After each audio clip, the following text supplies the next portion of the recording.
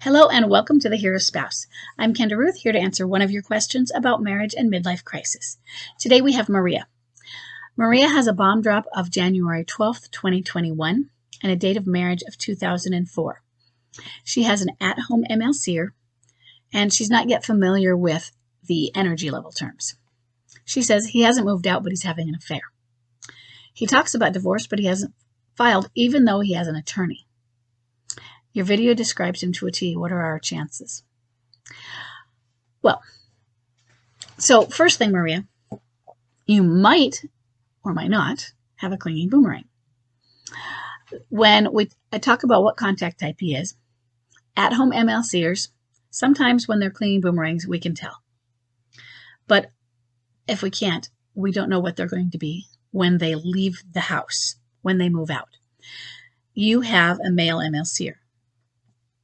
With female MLCers, they may be clinging boomerangs, but they are also more likely than their male counterparts.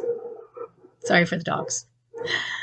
They may be more likely than their male counterparts to be distant contactors once they leave. Women have that likelihood. Women stay home because of the kids and that sort of thing, where they probably would have been, and they may be more distant in the house. At-home men are more likely than the at-home woman when they leave to be a boomerang or a clinging boomerang. So, clinging boomerangs have a greater chance of reconciliation. I don't have odds on it, but think of the logic of it. If you have contact, you're more likely to reconcile than if you don't have contact with somebody, right? If you communicate with them. Now, next, what does it mean to be a clinging boomerang? Clinging boomerangs who are the ones who try and maintain some form of an emotional connection with us. I don't just mean attachment, detachment. I mean connection. But they're very needy about it. Please don't give up on me. I'm not going to file for divorce. Or if I do, we can remarry again someday. I'm leaving, but I'll probably be home. I might change my mind. Will you just wait for me? Or they change their mind multiple times. Some of them come home multiple times. Some of them break up and try to come home, but they don't go that far, or you don't let them go that far. They have a better connection with you, more contact with you. But when you have a clinging boomerang, you have all of the connection you get. You have somebody who wants to be reassured. Reassurance is very important. If they are wanting to be reassured that you're still there, that you're not giving up on them, that's somebody who is still interested somehow at some level. So I can't tell you what your chances are. What I can tell you is overall, contact type doesn't matter. The odds are against all of us. If you're a clinging boomerang, still odds. Still odds are low. They're just better than the others. Distant contactor, if you're a vanisher, he hasn't vanished yet.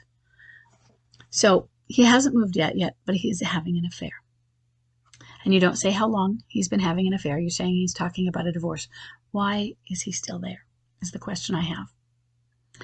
And I might not ask that question. Sometimes I would, but I might not ask that question if your bomb drop were 6 months ago. But your bomb drop was 2.5 years ago. And he's still at home. He's talking about a divorce. In other words, let's use some other words with that. He's threatening a divorce, or he's taunting about a divorce, teasing, monstering, bluffing, whatever it is. He's bringing it up, and sometimes it's to poke you.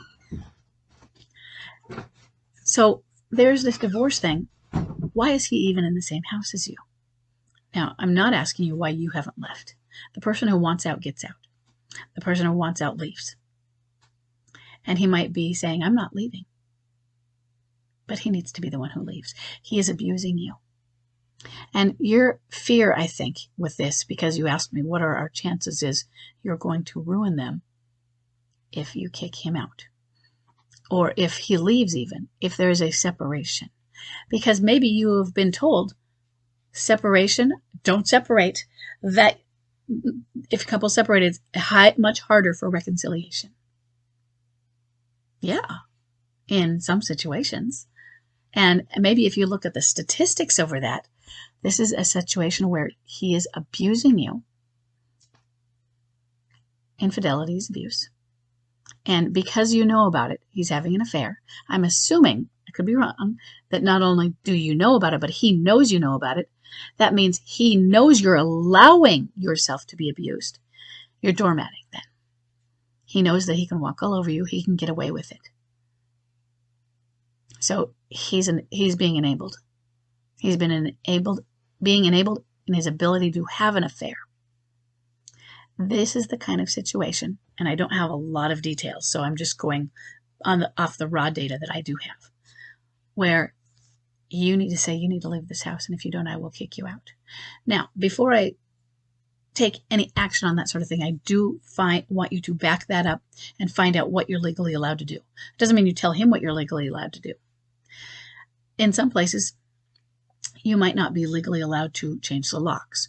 You might not have the legal power to kick him out. You need to find out what you have the legal power to do, and then you need to figure out what you can do anyway. And what I mean by that is maybe you don't have the legal power to change the locks, but let's say he weren't in the house and you changed the locks and he wouldn't do anything about it and he would accept that. Then you can do it. So I don't think in Washington State I technically had the legal power to change the locks without at least giving him some keys. But I knew Chuck wasn't going to call me on that and say, go to his attorney and run in. You have to let me in that house. So I changed the locks. And he accepted that. He didn't like it. He was shocked. But he didn't, I don't think he even realized he could have gone to the police. And he wasn't going to, even if he knew it, he wasn't going to cross that. There was one level, I don't like the word respect in the situation, but let's use it for the boundary of she's living there and I'm not. Some of that comes with the guilt of I left, I don't have that right. The martyr even with it. Find out what you have, because your situation is not likely to improve. Your odds of getting back together are not good when you are in the same household allowing or enabling him to have an affair, when you're not doing something to change it, when you have the elephant under the rug and you've just swept all the stuff under there with that elephant and it's there. Elephant in the room, swept under the rug. You can't have a reconciled marriage with that elephant. You don't get healing until the elephant comes out and then you talk about it. And then you get rid of it.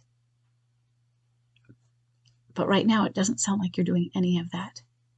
He hasn't filed for divorce, and you're afraid, but if I push, he might file for divorce. Yeah, he might.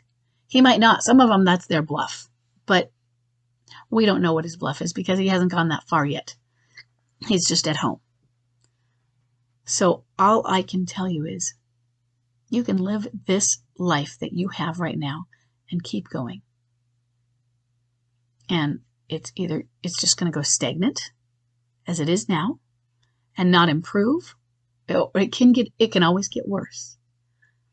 But how is it going to get better when you're not talking about it, when you're not trying to solve the actual problem? The problem is that he's having an affair and you're allowing the abuse that's happening to you. That's abusive. The boundary, you're not having boundaries. So you want to set these boundaries. Hey, you're not being an appropriate spouse. You're disrespecting me. You're having an affair with somebody else. And that's not something I allow in my marriage. You don't want to present it as an ultimatum, although after this much time you can. Ultimatums are when you say, hey, it's me or her, you better choose, and then they will choose her. But maybe it's another kind of ultimatum. It can be. It's, you need to leave. You already have chosen this inappropriate lifestyle. You've chosen to be abusive, and I'm not going to have that as a part of my life. No, I'm not filing for divorce. I don't believe in that. I don't believe that that is the best option. And if you want to file for divorce, then you can be my guest. I can't stop you. But I'm not going to be in the relationship as it is now. When you are ready to be an appropriate spouse, I'm here. Doesn't mean you get to move right back in. We don't bed hop. But you can contact me and we can discuss what steps we need to take together. But right now, no. That's not what's going on. You need to end your relationship with her. You need to figure your life out. You need to figure out how to be respectful. And call me. Okay, now that's really hard to do, all of those things. So I think you have a lot to think about on what you need to do because you're really scared, aren't you? But the thing is, and when we're really scared, one of the things we often do is keep ourselves in the endangered situation or the toxic situation we are, because we're afraid of that any actions we take will make this toxic situation worse, or make the toxic situation so that we can't come back around to the non-toxic situation that preceded it. I just want to get to this piece that happened to, we had A was good, and then we went to B, bad, and I'm going to go to C, but if I go to C, I don't think I can ever get back to A. And that's what you're afraid of. You're afraid taking step C will prevent a return to A. Thing is, doing nothing at step B, you're not ever going back to A. You can't get there. You can't get back. You can't get forward to it. It's not happening. Okay? So, your challenge is to overcome the fear. Okay? I hope this is helpful, and I will see everybody in the next question.